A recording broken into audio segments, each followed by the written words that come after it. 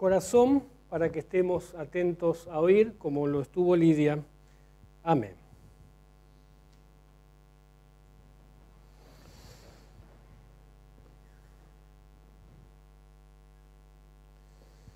A esta historia es necesario agregar los 3 versículos anteriores de la perícopa, que dice lo siguiente: y atravesando Frigia y la provincia de Galacia, les fue prohibido por el Espíritu Santo hablar la palabra en Asia. Y cuando llegaron a Misia, intentaron ir a Bitinia, pero el Espíritu no les permitió.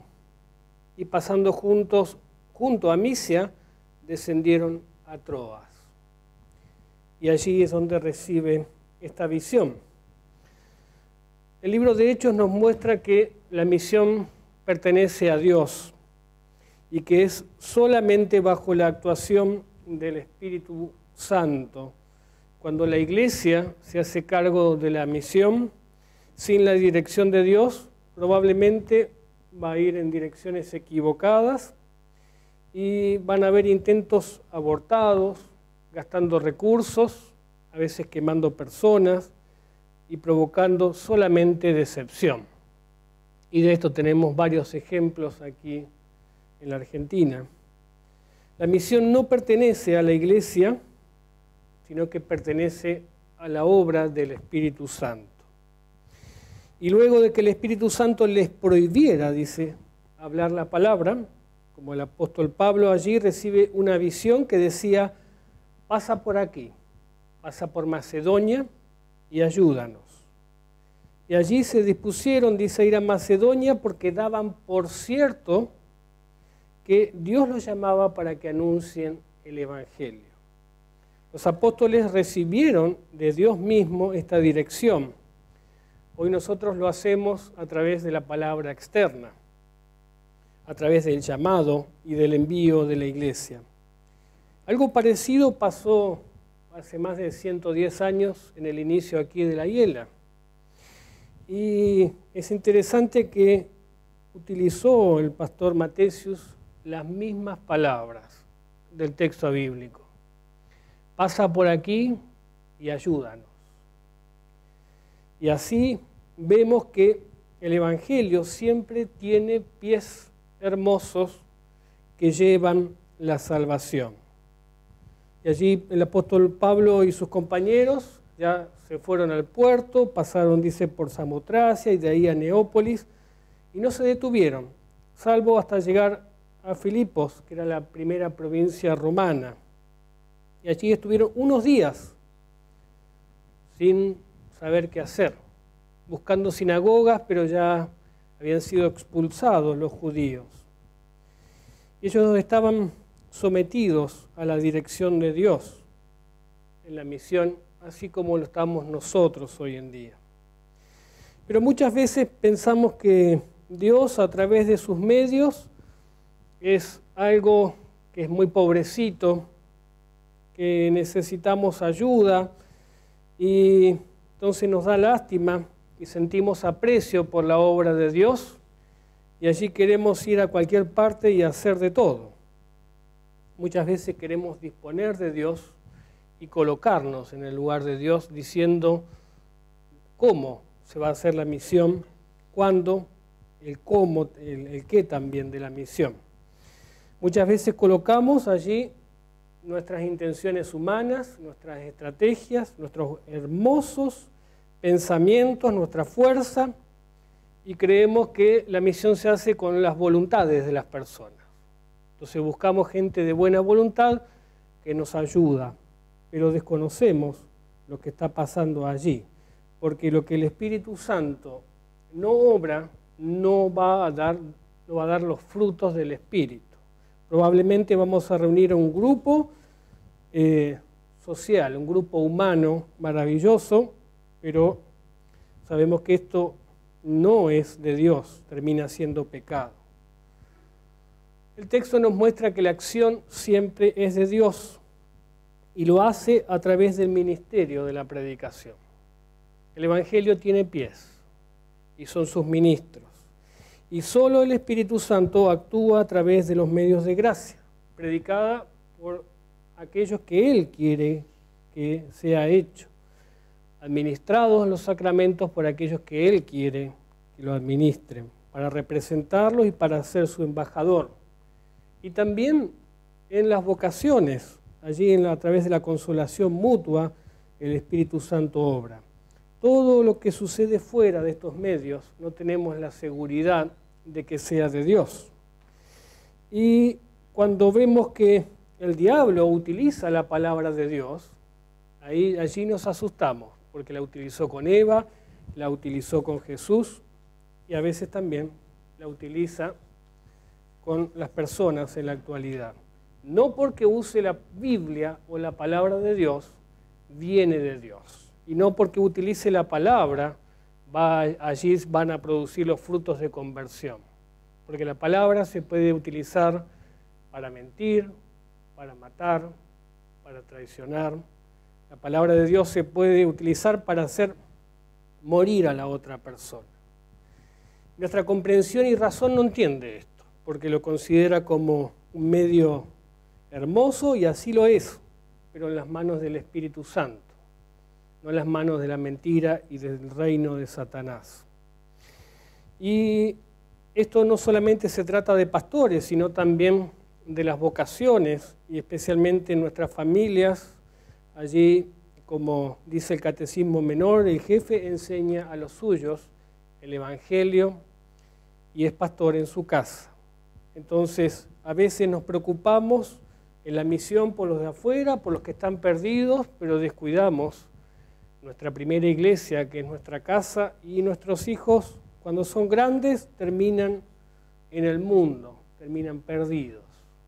Y allí donde Dios nos ha colocado, realmente lo descuidamos.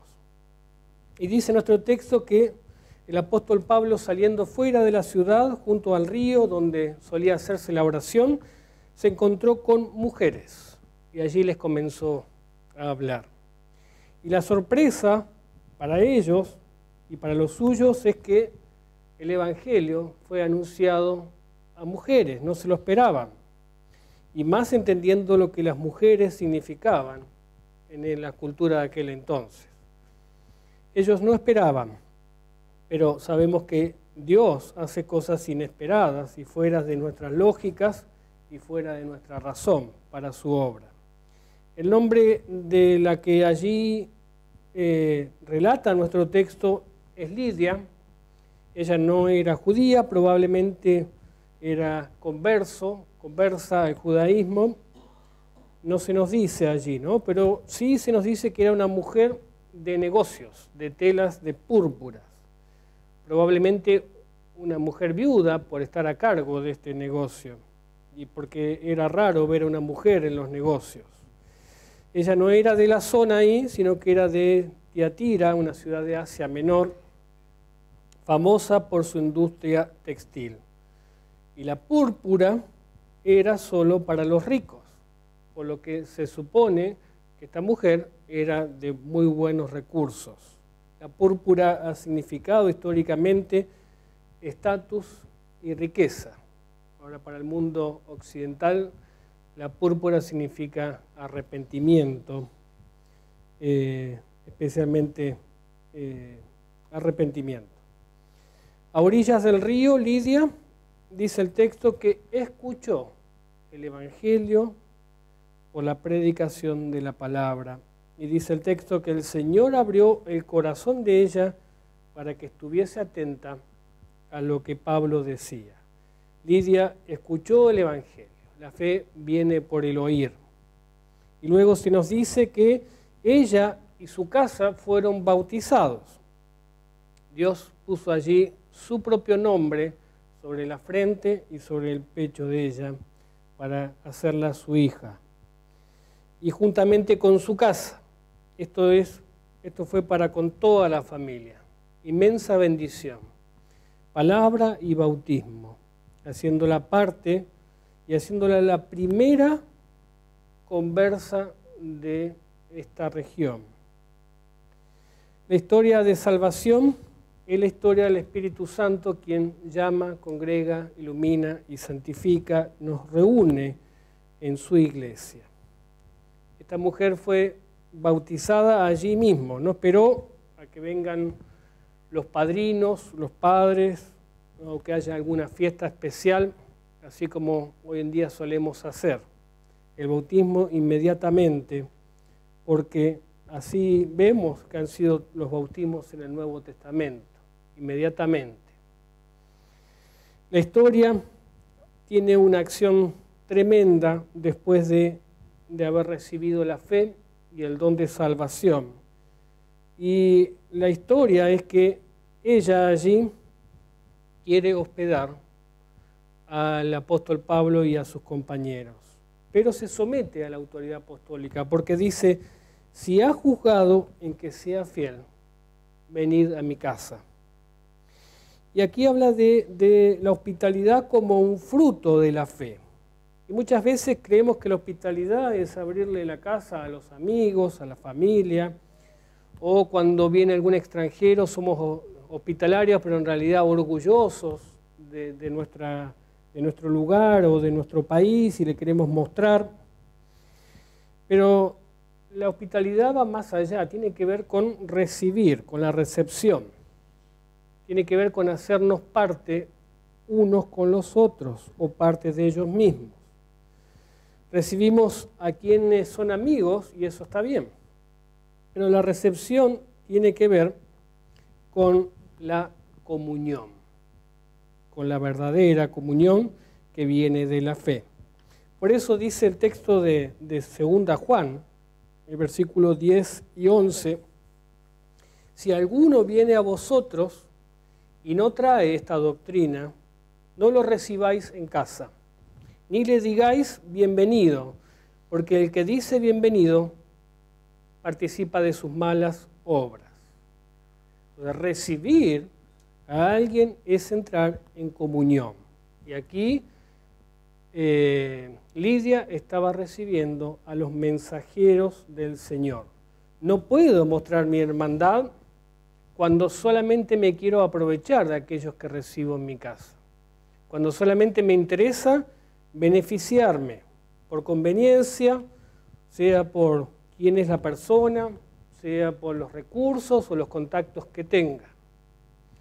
Eso no es hospitalidad, eso es justamente querer ser vivo en este mundo, ¿no? La hospitalidad no es solo apertura a gente conocida, es comunión. Compartir los regalos de Dios en bienes materiales y también en el propósito de vida. Por eso dice Hebreos 13, permanezca el amor fraternal, no os olvidéis de la hospitalidad, porque por ella algunos, sin saberlo, hospedaron ángeles, enviados de Dios. Y cuando allí están recibiendo al mensajero de Dios, están recibiendo a Dios mismo, como dice Mateo 10, el que a vosotros recibe, a mí me recibe, y el que me recibe a mí, recibe al que me envió. Entonces allí Lidia recibió al mismo Cristo y a Dios trino en su casa.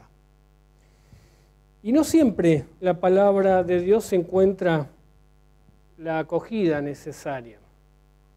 El texto sigue relatando que luego Pablo y Silas son metidos en la cárcel por predicar el Evangelio.